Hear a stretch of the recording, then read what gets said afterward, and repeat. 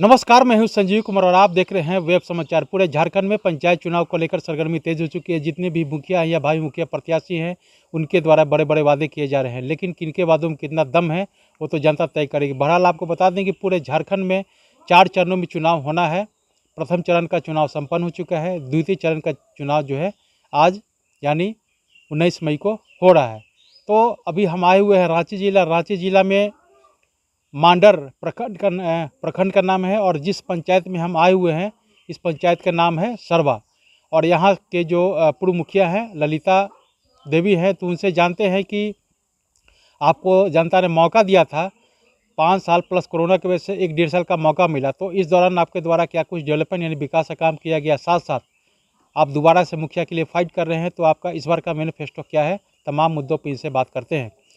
आपको बता दें कि यहाँ जहाँ पे हम आए हुए हैं यहाँ पे अंतिम चरण यानी 27 मई को यहाँ पे चुनाव होना है और इसके बाद पूर्ण रूप से पंचायत का चुनाव जो है वो संपन्न हो जाएगा, जो 4 चरणों में होना है। तो पहले तो आपको ललिता जी वेब समाचार में बहुत बहुत स्वागत है। बहुत बहुत धन्यवाद, आप लोग यहाँ आए जी अच्छी बताइए कि जनता ने आपको 5 साल के लिए समय दिया था, तो उन 5 सालों में आपके द्वारा क्या कुछ डेवलपमेंट यानी विकास का काम किया गया? कितने लोगों को प्रधानमंत्री आवास योजना, शौचालय, ration card, pension, ration card बनवाने का काम किया? करीब करीब में 100% में तो ये नहीं कह सकता, ये तो सरकारी अधिकारी ही बताएंगे, लेकिन मोटा मोटी तो आपको याद होगा। तो कितने लोगों को आपने ये सुविधा मुहैया कराया? शौचालय के लिए हम लोग दिए थे, मतलब उधर से आया हुआ था। 690 है शौचालय। 690 के लगभग में बना है। हाँ, पूरा कंप्लीट हो गया है। पीएम आवास योजना? पीएम आवास योजना 116 है जी, 116 है। उसके बाद में विधवा पेंशन है 800। अच्छा, पेंशन वगैरह? हाँ, पेंशन वगैरह। और कुआं है 300 के लगभग है। कुआं है, कच्ची नाली है 68। और डोभा है। डोबा नहीं बना है? डोभा बना हुआ है, 32 ठो डोभा है। और आंगनबाड़ी है, आम बागवानी है 19 है। और आंगनबाड़ी 4 है। आंगनबाड़ी 4 34 है? हाँ, 34 है। अच्छा, वो दीदी बाड़ी 34 है। अच्छा, और दीदी बाड़ी आंगनबाड़ी 34, 4 है। आंगनबाड़ी 4 है। हाँ। अच्छा, इसके अलावा शौचालय कितना बताए थे? कि शौचालय जो है ना, शौचालय हम लोग का पूरा टारगेट था 783। उसमें से हमको अभी तक 690 का पैसा मिला है और बाकी के सब अभी तक पैसा नहीं मिला है। जितना मेरा टारगेट मिला था उससे हम लोग अधिक स्ट्रक्चर बना चुके हैं और पैसा का अभाव में कुछ काम पेंडिंग भी रह गया और अभी तक हमको सरकार की तरफ से 10 लाख रुपए अवेलेबल नहीं कराया गया। अच्छा, इसके अलावा सड़क नली गली कितने बनाए होंगे पीसीसी वगैरह? देखिए, जो हम लोग का कार्यकाल था 5 साल का जो था कार्यकाल, उसमें 3 साल काम करने का मौका मिला। उसके बाद 2000 इधर कोरोना का जो कहर था 2 साल, उस मौजूदा दरमियान हम लोग का काम थोड़ा कम हो गया। विकास का काम सभी जगह रुक गया था। इस दरमियान हम लोगों ने कुल 11 पीसीसी पद का निर्माण किया है और फेबर ब्लॉक नव निर्माण किया है। पक्की नाली 3 बनाए हम लोग और शमशान सेट जो है वो मुस्लिम भाई कब्रस्तानों के लिए हम लोगों ने 3 बनाया है। और ग्रामीणों के लिए पेयजल स्वच्छता के तहत हम लोगों ने 24 जल मीनार लगाया है, जिसमें से अभी हर लगभग जल मीनार चालू है और हमारे पब्लिक उसे पानी के पीने का उपयोग कर रहे हैं। इसके साथ ही हम लोग ने लाल कार्ड में भी काम किए थे। उसमें भी लगभग जो मेरा पंचायत उसमें लगभग परिवार का लाल कार्ड, पीला कार्ड और अभी जो ग्रीन कार्ड आया है वो लगभग बन चुका है। विधवा पेंशन भी हम लोग अप्लाई किए हैं, लेकिन अप्लाई करने के बावजूद 800 के लगभग का अभी चालू है। अच्छा। पेंशन जो है विधवा पेंशन चालू है और उसमें अभी बहुत अप्लाई किया हुआ है जो टारगेट के अनुसार हम लोग का ब्लॉक में पेंडिंग है। और हम लोगों ने अभी तक प्रधानमंत्री आवास 116 बनाया है।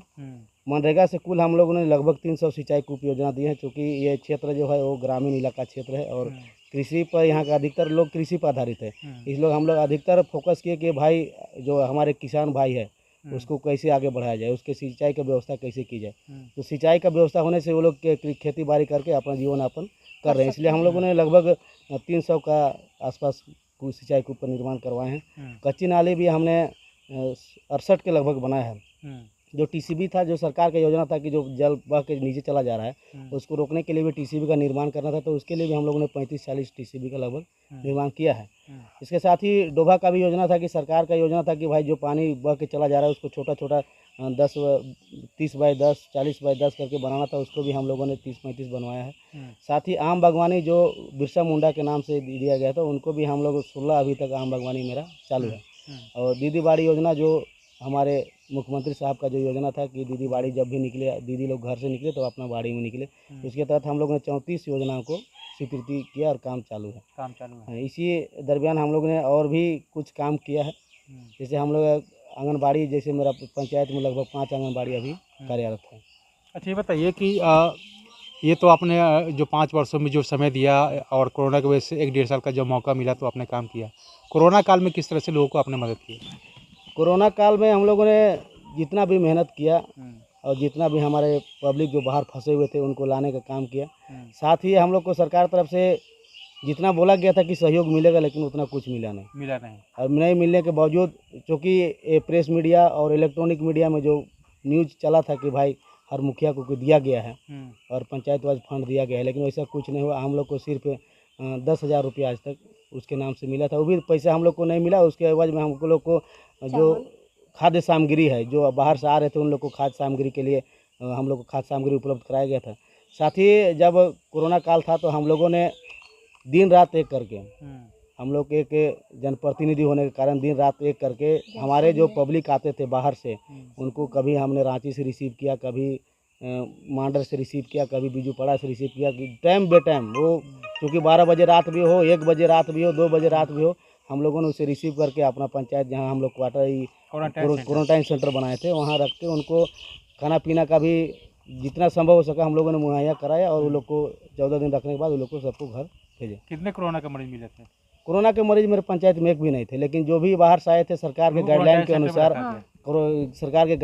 हम लोगों ने उसको 14 दिन का होम क्वारंटाइन करने के बाद फिर उनको घर भेज दिया। जो बताइए कि आपके कार्यकाल में कोई ऐसा जो लगे कि कोई ऐतिहासिक काम जो पूर्व में विकास नहीं हुआ था तो जनता ने आपको मौका दिया तो वो आपने काम कर दिखाया? कोई ऐसा गांव, मोहल्ला, कस्बा जो वहाँ पे ना बिजली था, ना पानी था, ना सड़क था, और वहाँ पे वो आपने डेवलपमेंट करने का काम किया, कोई ऐसा?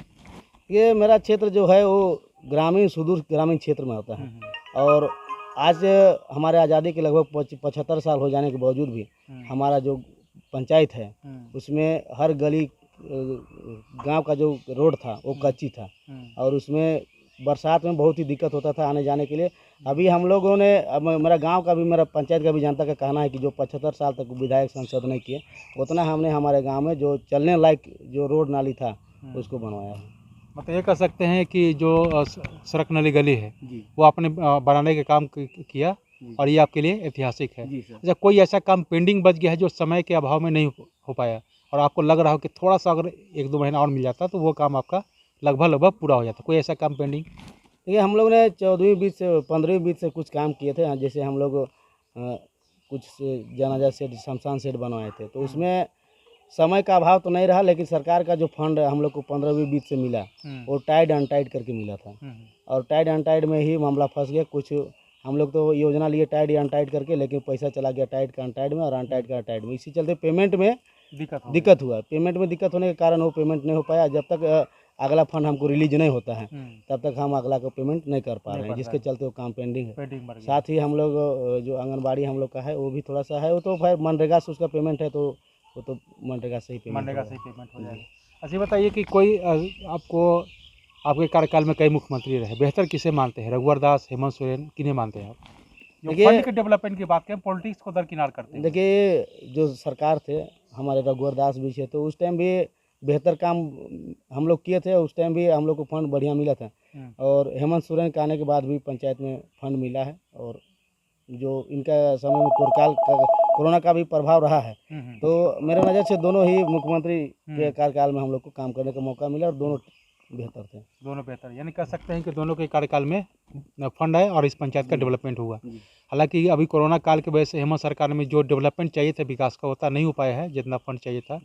जितने भी MP MLA हैं, सांसद हैं, तो उनके फंड में भी कटौती किया गया था, तो मुखिया के भी फंड में कटौती किया गया था ताकि इस कोरोना महामारी से इसे लड़ा जा सके। अच्छा, ये बताइए कि आगे की क्या रणनीति है? अगर आपको दोबारा जनता से मौका देती है तो आपका मैनिफेस्टो क्या होगा इस बार का? देखिए, मेरा जो मैनिफेस्टो है वो हमारे जो गरीब जनता है, जैसे किसान लोग के लिए जो उनका सिंचाई का व्यवस्था है, और हम लोग अगर जो हम लोग नया ये लेके चले हैं कि हमारा जो किसान यहाँ खेती करता है और खेती करने के बाद जो उनका उपज होता है उसके लिए मार्केटिंग का अवेलेबल नहीं है, तो हम लोग कोशिश करेंगे कि अगला बार हम लोग जीतेंगे तो उसके एक कोऑपरेटिव बना के हमारा पंचायत से ही जो सामग्री है उसको बाजार उपलब्ध कराने का कोशिश करेंगे। मतलब किसान लोग उस कोऑपरेटिव के पास ताकि आ बाहर जाएं ना हाँ, जाए। और कोऑपरेटिव कोऑपरेटिव से ही माल का यहाँ से डायरेक्ट सप्लाई हो। मतलब इसमें सप्लाई बिचौलिया किया का कोई जाएगा। योगदान इसमें वगैरह नहीं, बिचौलिया का कोई योगदान नहीं रहेगा। योगदान नहीं रहेगा। ये युवाओं हम के लोग लिए का आपने क्या सोचा है? युवाओं के लिए हमने रोजगार के लिए काम करेंगे, क्योंकि ये युवाओं का जो है जो अभी नौकरी का बात है, तो नौकरी के लिए तो पढ़ा लिखा सभी को नौकरी नहीं मिल रहा है, तो हम लोग कुछ योजना बना रहे हैं जो हमारे पंचायत के जो युवा लड़का लोग हैं वो लोग को एकजुट कहीं पर करके उनको खेल से जोड़ा जाए, शिक्षा से जोड़ा जाए, और उनको बाहर ट्रेनिंग उपलब्ध कराने का हम लोग प्लान बना रहे हैं कि अगर उस तरह का 10-12 लड़का का एक ग्रुप बना के वो लोग को बाहर कहीं ट्रेनिंग करा के वो लोग को रोजगार उपलब्ध कराया जाए। हाँ, लघु कुटीर उद्योग वगैरह कर जी, सकता है जी। मतलब किसी भी फील्ड में हो। किसी भी फील्ड में हो। जी। अच्छा, ये बताइए कि शिक्षा स्वास्थ्य को लेकर आपने क्या सोचा है? अभी जो शिक्षा का स्थिति हम देख रहे हैं कि बच्चे तो केवल स्कूल में केवल खाने के लिए जाते हैं, गार्जियन भी ये नहीं पूछते हैं कि बच्चे स्कूल में क्या पढ़ाई कर रहे हैं, पूछते हैं कि आज अंडा मिला, कल पूरी मिला, क्या खाया, बस यही। एजुकेशन के बारे में तो पूछता ही नहीं है। तो क्वालिटी एजुकेशन के लिए आपने क्या सोचा है?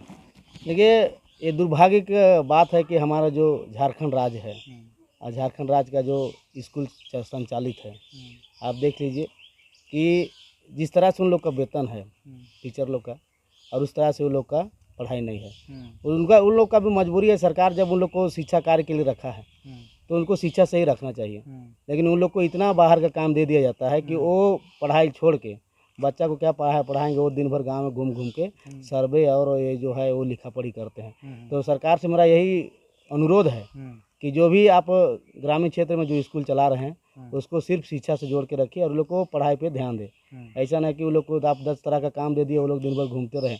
अब हम लोग जब भी कभी कोई स्कूल जाते हैं, विजिट करते हैं, तो वहाँ विजिट करने के बावजूद हम लोग को मजबूरी है कि उनके पास इतना सरकार का काम है कि वो जो है वो अपना पढ़ाई का काम नहीं करके वो सर्वे का जो भी सरकार का काम है वो करते रहते हैं। इसलिए अगर जो हम लोग जीत के आएंगे तो हम लोग ने एक बार मैंने जिला शिक्षा पदाधिकारी से भी बात किया है कि हमारा पंचायत में जितना जो स्कूल है उसमें हमको टीचर अवेलेबल पूरा चाहिए, और हम कोशिश करेंगे कि हमारा क्षेत्र में जो स्कूल है उसमें 100% पढ़ाई हो, और 100% पढ़ाई होने के बाद जितना जो मेरा ग्रामीण है वो ग्रामीण गरीब होने के कारण हम लोग स्कूल बाहर नहीं भेज पाते हैं, वो लोग को सरकारी स्कूल में ही पढ़ाए क्योंकि वहाँ बेहतर शिक्षा उपलब्ध कराएं।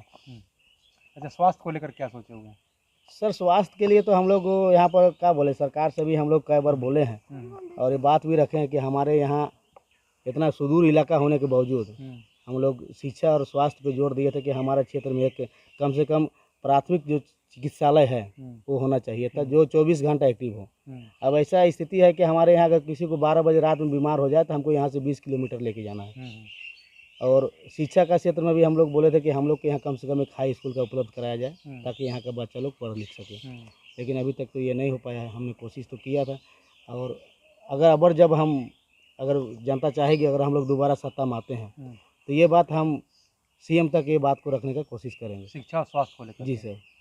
तो आपने सुना कि जिस तरह से जो मुखिया हैं या मुखिया के जो प्रतिनिधि हैं उनका कहना है कि अगर इस बार हमें जनता मौका देती है तो शिक्षा, स्वास्थ्य और रोजगार के सहित किसानों के उत्थान के लिए बेहतर से बेहतर योजना बनाने का काम किए हैं ताकि इस पंचायत का डेवलपमेंट का काम हो सके। और इनका कहना है कि अगर जनता हमें दोबारा से मौका देती है तो शिक्षा और स्वास्थ्य को लेकर के खास करके अगर मुझे ज़रूरत महसूस हुआ तो जो झारखंड के जो मुख्यमंत्री हैं वहाँ तक भी पहुँचाने का काम करेंगे ताकि इस सुदूर पंचायत का जो है डेवलपमेंट हर स्तर पे काम हो, चाहे वो सड़क नली गली का हो या प्रधानमंत्री योजना, मतलब जितने भी सरकारी योजनाएं हैं उनको 100% धरातल पे उतारने का काम करेंगे। बहरहाल अब चलते हैं दूसरे पंचायत में, वहाँ के भी जानते हैं मुखिया या भाई मुखिया प्रत्याशी हैं, उनसे भी जानेंगे कि उनका क्या कुछ मैनिफेस्टो है।